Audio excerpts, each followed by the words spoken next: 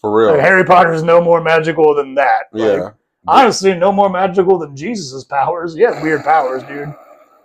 I mean, you know, I would love to be able to turn water into Hennessy at a kickback. You immediately went to Hennessy. I sure Come did. on, bro. You're going to get me canceled.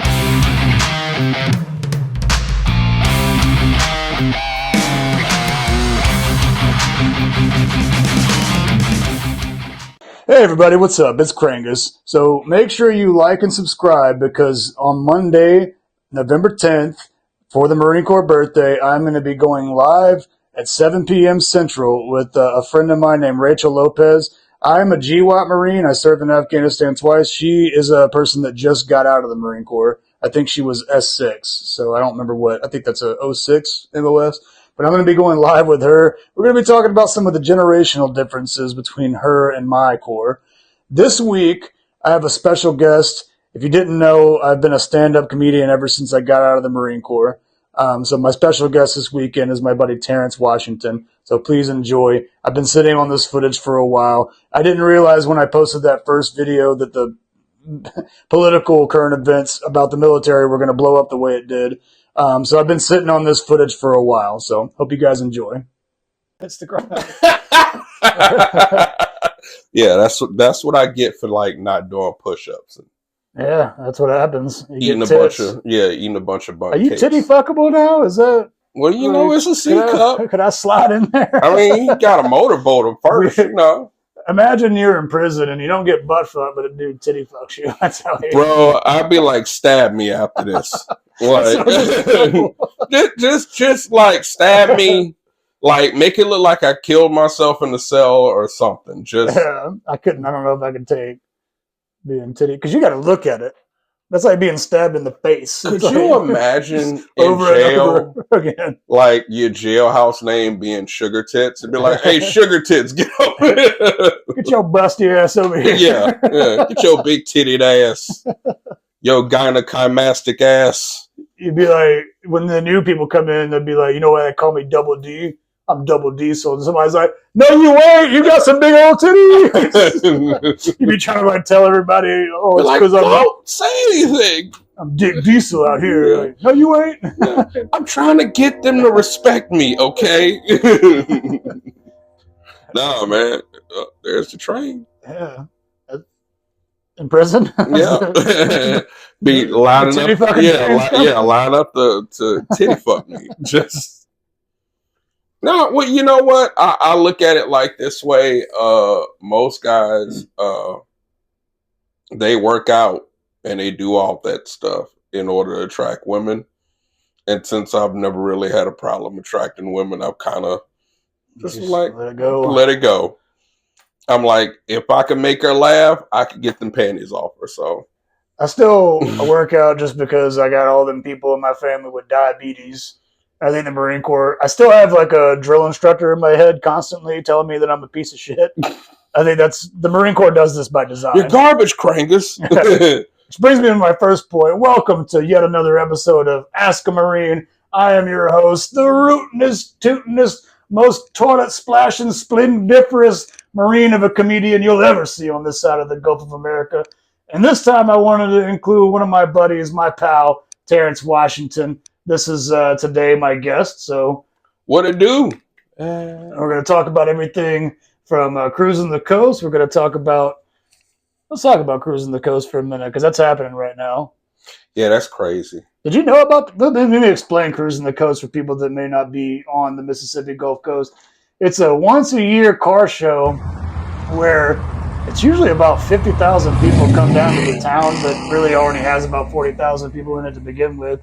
And it's like a big car show where they ride on the beach.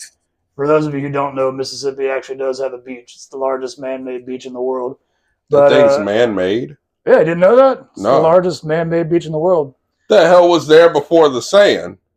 Well, before the sand, there was like these little. I'll show you a picture later. There was like these steps that they had built, but it was like when the French discovered this area, it was like just woods and then just a tree line. That was it. Like, let's put some sand in there. Yeah, that's what they did. Actually, I mean, shit, we can go right down there. This is the capital of the civil rights era in the Gulf Coast.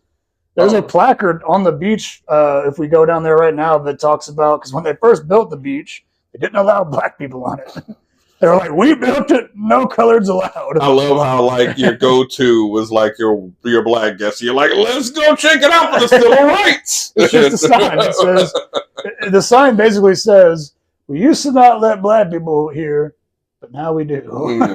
All are welcome. All is forgiven. Which has to be, for any black person walking by and seeing that, like, I need to get the fuck up out of here. Yeah, that is definitely like get out energy. Yeah. Like, people still think this is a sundown town. Really? So, yeah. So well, looks like I got about an hour and a half left, sir. So we're gonna have to make this quick. No, but Cruising the Coast is an event every year on the beach where the white people just come back. It's basically white people spring break, but in the fall when they take the sun. I feel like this is white people's Freaknik. Like, yeah, but it's like, it's not people you want to see freaknicking. No, of course not. Wait, can I say that? Is that? No, Nick. You said Nick. It was a K, sir, not a G. A hard K. Yeah, a hard K. Is it 2 Ks or 3? I think it's 3. We're in South Mississippi, so. What is Freaknik anyway? That was So Freaknik was this party. I guess it started in the 80s. I might be wrong. Like, Atlanta people, forgive me. I think it started with Clark Atlanta University. Like, it's kind of like a kickback with them. And like it included Morehouse and Spelman, like all the HBCUs in Atlanta, and like Emory and all these places. And like it was just originally just like, them hanging out. And then it turned into like this wild sex fest with like people naked and Tupac showing up out of nowhere. And yeah, and Luke from the 2 Live Crew, like, You're like Obama was there. Yeah. Yes, he was there. Everybody talking about the Epstein list, and ain't nobody talking about the Freaknik list. Hey, bro, that Freaknik list would be crazy. So is it still an annual thing? No, they shut it down, I want to say, in the early 2000s. And they've tried to revive it over the years, like Woodstock. They tried to revive it every so often. But then, like, the douchey guys come in thinking it's all about sex, and they ruin it. Yeah, So you mean the coke dealers? Yeah, not even good coke dealers. Every coke dealer I've ever met, they just come. This is a typical coke dealer for those of you who have never partaken. He comes over to the party, and then he just hangs out. And you're just like, oh, I guess we can let him hang out because he has more coke, and eventually we're going to want more, and that's what he knows. Yeah. And then he's going to either successfully or unsuccessfully try to bang one of the girls at the party.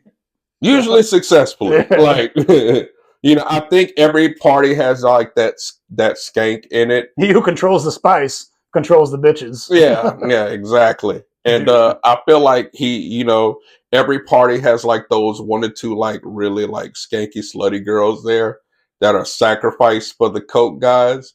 And it's just like, girl, take it for the team and just get your ass in there. You was gonna fuck him anyway. Like, yeah. Not, dude, I had friends that like, growing up that were like that. And like, like these girls I knew, I don't want to say their names, like, it's still around, and one of them's all like now this super conservative like mom and everything, and like usually like that. Yes, she's a trad wife now. Once they start paying taxes. Yeah. Oh yeah, she's a trad wife now, and so people should know that like her friends used to sacrifice her to like the neighborhood coke dealers and shit to like score free dope. Yeah. She was like, dude, she was bad. She was like a 5'11" tall blonde with blue eyes and like a nice rack. And so, they'd be like, girl, get up in there and take one for the team. We need this 8-ball, or we need these couple of grams. So, and she was going to come anyway.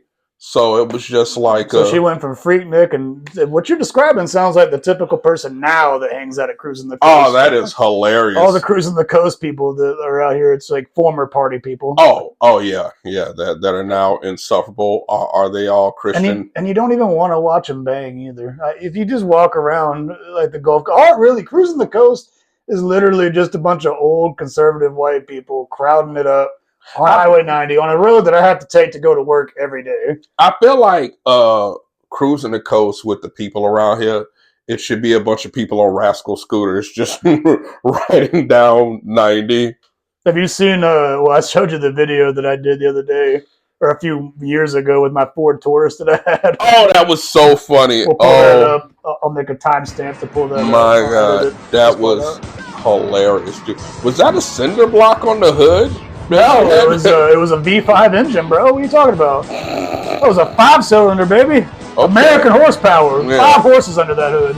I feel like it was 6, but one of them went out. No, it was like a shoebox that I had cut holes in. Oh my God, I love that hood scoop. Yeah. Hector from Fast and the Furious. Just... Family. Yeah. Yeah, Cruising the Coast is just an old car show, and it just creates like a whole traffic jam for like a whole week. And it wouldn't be so bad. I didn't hate it at first. I mean, I'm not really into cars. I didn't hate it at first. The problem is it is offshot a bunch of spawns. Like a bunch of other car events like Jeep in the coast. There's now a bike in the coast for motorcycles. There is a scrape in the coast for lowriders. It's just getting to a point. Me and you need to start a 2005 Altima the coast. Yeah. Get them Altimas out there, baby, because we outnumber everybody. Yeah. Toxin the coast, just bro. A bunch of baby mamas and Altimas. And guess what? We got that gas mileage where we could just drive all goddamn night. I think it would just kind of like turn into an inadvertent hoe stroll. After like 3 hours, day one, it would just be like women selling coochie and like can't arrest them all. Yeah, right. And like promoting their OnlyFans up and down the coast. Have you seen that? Did you see that woman I think it was like last year that got fired? She was like promoting, she was going through school to pick her kids up, and she had like her OnlyFans tag on her like her back windshield. Yes, like her I've seen that. So all the kids are like, oh shit. She knew why. Trevor's mom. Bro, you know she did that for like the dads in the carpool lane. You know of course. Did. Yeah, dude. Like, I mean, be like, oh damn, like Billy's mom has an OnlyFans. Well, shit, let me check this out. See, it also makes me think is now that porn stars are becoming it's a little bit easier to like be in control of your own career. I always think about like, do porn stars realize that like a lot of like kids are watching them? Because I mean, think about when we were kids. We were like 15 years old. We were like on LimeWire and Bear Shit, Morpheus, looking up Heather Brooks. Bro. Although we were just Lisa Sparks.